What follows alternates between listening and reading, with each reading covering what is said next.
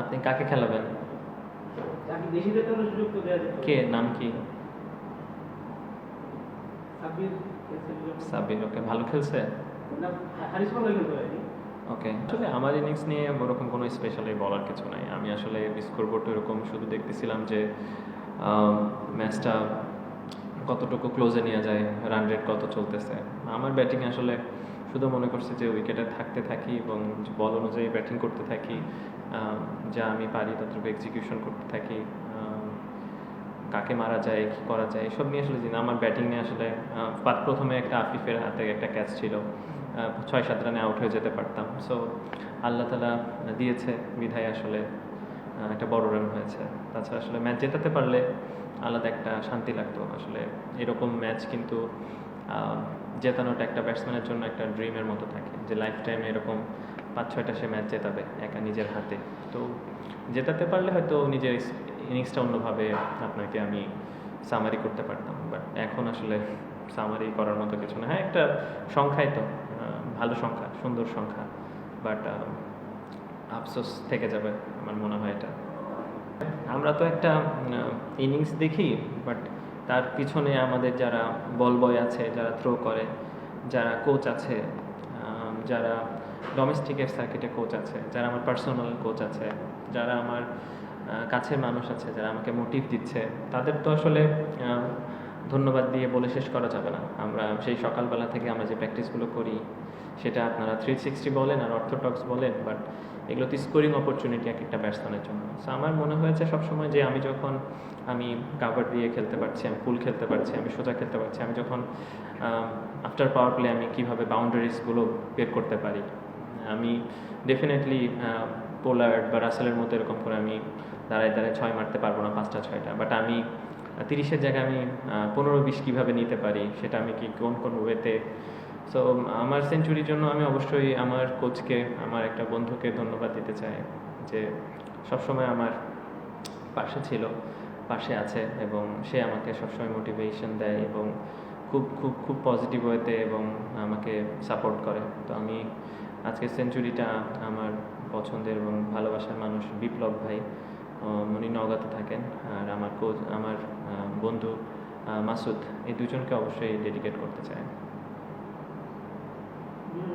দেখছি যে আপনার ওপেনিং স্লটে আসলে মোহাম্মদ হারিস সবসময় থাকছেন, দেশিটা চেঞ্জ হচ্ছে, দেশি ক্রিকেটারটা চেঞ্জ হচ্ছে, কিন্তু হারিস কিন্তু আসলে এখন পর্যন্ত তেমন কিছুই করেনি। এক ম্যাচ 30 ক্রস করেছে, বা 7 উইকেট 30-এর কম, এবং তার স্ট্রাইক রেট খুব বেশি এমনও না।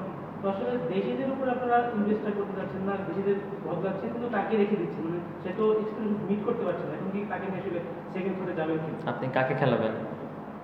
তাকে দেশিদের জন্য সুযোগ তো দেওয়া যেত। কে, নাম কি? সাব্বির খেলছে সাব্বির। ওকে, ভালো খেলছে। না, হারিস ভালো খেলতে পারেনি। ওকে, আসলে ঠিক আছে, এটা আমার টিম ম্যানেজমেন্টের সাথে কথা বলবো। আমি তো একাই রেসপন্সিবিলিটি নাই, আমি আসলে টিম ম্যানেজমেন্ট জানাই, আমাকে কোচ জানাই, এবং সবাই মিলে। এবং হ্যারিস কিন্তু লাস্ট পিএসএল, যেটা ওদের যে ডোমেস্টিক সার্কিটে, ও কিন্তু ম্যান অফ দ্য টুর্নামেন্ট হয়েছে ফিল্ডিং কিপিং। হ্যাঁ, তো এবং ন্যাশনাল টিমের রিপ্রেজেন্ট করে, ইয়াং ছেলে। সো সেই ক্ষেত্রে কিন্তু আমরা অবশ্যই অপরচুনিটি, এবং আমাদের স্টার্টিং যেরকম দরকার হয়, একটা টপ অর্ডারের ক্ষেত্রে অনেক সময় টিমের কিন্তু ডিমান্ড করে না যে একটা টপ অর্ডার 20 ওভার পর্যন্ত খেলবে। 5 ওভারে 50 রান হয়ে গেছে, 6 ওভারে 65-60 রান হয়ে গেছে, বা 45 রান হয়ে গেছে, এটাও কিন্তু অনেক সময় অনেকে চায়। সো হ্যারিস যেগুলো খেলছে কিছু কিছু নিয়ে, আজকেও যেমন জিসানের সাথে একটা 50 রানের একটা পার্টনারশিপ হয়েছে। সো হচ্ছে ডেফিনেটলি আপনি যার কথা বললেন সাব্বির, সে অবশ্যই ডোমেস্টিকে লাস্টে এনসিএলে ভালো খেলেছে, আবার ফার্স্ট ক্লাসও ভালো খেলেছে, এবং ওই জন্য সে সুযোগও পেয়েছিল 2টা ম্যাচে, একটা ম্যাচে। সো ডেফিনেটলি আসলে সেক্ষেত্রে সুযোগ কাজে লাগানোটা খুব জরুরি হয়ে যায় কিছু কিছু জায়গাতে, যে একটা অপরচুনিটি, 2টা অপরচুনিটি পেলে যেন কাজে লাগাতে পারে। আশা করি সুযোগ আসলেও যেন কাজে লাগাই। আসলে জিসানকে পিছনে ব্যাটিং করানো একটু আমার জন্য ডিফিকাল্ট অ্যাজ এ ক্যাপ্টেন। আমি যদি এটা আমার চয়েস আমি মনে করি যে, এবং জিসান পাওয়ার প্লেতে যথেষ্ট ভালো, মানে আমরা দেখে আসছি, এবং আশা করি ও ফিউচারেও ভালো করবে। আর হ্যারিস তো ডেফিনেটলি টপ অর্ডার ব্যাটিং করে, আর আমি গেমটাকে বড় করতে পারবো যতটা না ওরা আসলে হেল্প করতে পারবে টিমকে। আমি যতক্ষণ উইকেটে থাকি ম্যাচটাকে বানানোর চেষ্টা করি, গেমটাকে যেভাবে যাচ্ছে সেটা আমাদের দিকে নিয়ে আসা যেভাবে হোক। কিছু সময় ফেল করি, কিছু সময় হয়, বাট আমি গেমটাকে as a captain, as a build করার ট্রাই করতেছি এবং আমি মনে করি আমি আমার ডিউটিটা হয়তো কিছু হলেও ট্রাই করছি, চেষ্টা করছি আর কি। টপ রান আপনার না, ব্যাপারটা আসলে টপ রান দিয়ে আসলে অনেক সময় অনেক কিছু হয় না। আমি একটা এক্সাম্পল আপনাকে দিই, নুরুল হাসান সোহানের কথা বলি। জাস্ট কথা বলছে যেহেতু, গল্প হচ্ছে সেহেতু আর কি বলা, যে দেখেন ও কিন্তু হয়তো 100 রানও করে নাই, বাট ওর যে কন্ট্রিবিউশন 1 ম্যাচে, 2 ম্যাচে, 3 ম্যাচে 10 বলে 20 রানের কন্ট্রিবিউশন, এটা কিন্তু ম্যাসিভ। আমাকে অনেক সময় আসলে হাইস্ট রান টেকার হইতে হবে না, একদম পারফেক্ট টাইমে আমি বলটা কিভাবে করে দিলাম, টিমকে ডেলিভার করলাম, এটা অনেক ইম্পর্টেন্ট হয়ে যায়। আমি 5 বলে 10 রানের ইনিংসটা কতটুকু ভাইটাল হয়ে গেল। সো অনেক সময় অনেক ছোট ছোট বিষয়গুলো আমরা ভুলে যাই, ম্যাটার করে না, বাট ওইগুলো কিন্তু অনেক ম্যাসিভ টিমের জন্য কাজে লাগে। তো আসলে আমার কাছে অনেক সময় এখন বড় হচ্ছি, শিখছি, দেখছি, তখন মনে হচ্ছে যে আসলে ইনিংসগুলো কীভাবে টিমের জন্য কন্ট্রিবিউশন করা যায়, টিমকে জেতানো যায়, টিমকে এক ধাপ আগায় দেওয়া যায়, এই জিনিসগুলো কিন্তু আসলে এক্সপিরিয়েন্সের সাথে সাথে কাজে আসে। তা আমি মনে করি যে ছোট ছোট ইনিংসগুলো অনেক ভাইটাল হয়ে যায় অনেক সময়, এবং আমাদের টিমও চেষ্টা করছে, কেউ কেউ ফেল করছে, কেউ কেউ সাকসেস হচ্ছে, বাট দিস ইজ লাইফ। আমি খেলাটাকে খুব ছোট্টভাবে এবং খুব নিখুঁতভাবে অবজার্ভ করার ট্রাই করি। যেমন আপনি মাহিদুল অঙ্কন যে ইনিংসগুলো ছোট ছোট খেলছে, এবং আপনি যদি দেখবেন জাকির আলী অনিক, জাকির হাসান যেসব ইনিংসগুলো খেলছে, এবং আপনি যদি দেখেন শামীম পাটোয়ারির একটা দুইটা দারুণ ইনিংস, আজকে আফিফের ইনিংস, আসলে আমাদের ছেলেগুলো কিন্তু বাইরের লিগগুলো খেলতে পারে না, অপরচুনিটি আসে কম, এবং আমাদের দেশের নামটাও অনেক সময় বাংলাদেশ। তো আসলে বাংলাদেশের প্লেয়াররা কিন্তু ফ্র্যাঞ্চাইজি গেম অনেক কম খেলে। আমরা সাকিব ভাইকে, আমরা মুশফিক ভাইকে, তামিম ভাইকে, মুস্তাফিজ, কিছু তাসকিনকে আমরা কিছু কিছু জায়গায় খেলতে দেখি, কিন্তু যখন আফগানিস্তানের প্লেয়ার যারা ন্যাশনাল টিমকে রিপ্রেজেন্ট করে না, তারা কিন্তু বিগ ব্যাশ খেলছে, আইপিএল অনেক সময় থাকছে, তো আসলে তারা অপরচুনিটি অনেক বেশি পাচ্ছে, তখন তারা বড় প্লেয়ারের রূপান্তরিত হয়ে যাচ্ছে, কারণ তারা ফ্র্যাঞ্চাইজি বড় গেম খেলে।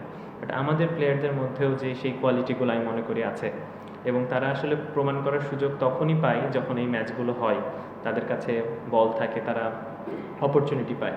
তা আমার কাছে মনে হয় আমাদের যে নামগুলো বললাম, দে হ্যাভ এ ক্যাপাবল, মানে তাদের ক্যাপাবিলিটি আছে যে তারা ভালো করবে, এবং তারা করছে।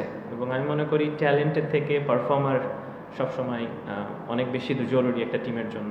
So I am talent, but আমি পারফর্ম করছি না টিমের জন্য। সো আমার মনে হয় আমাদের এই ছোটো ছোটো ইনিংসগুলো যদি বড় করতে পারে, কনসিস্টেন্ট হইতে পারে, তা আমার মনে হয় আমাদের এই নামগুলো বলছি, এইগুলোই আসলে সোহান, সো এই নামগুলোই আসলে বড় প্লেয়ার আকারে রূপ নিবে।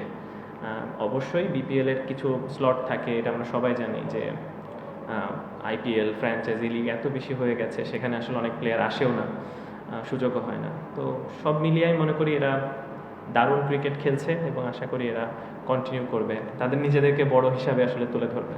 আসলে সত্যি বলতে যে আমাদের কিন্তু বিপিএল যদি ধরেন, আমাদের টিমে হাতে কোনো 5-6টা প্লেয়ার আছে যারা বিপিএলে লাস্ট 5 বছর নিয়মিত ম্যাচ খেলেছে।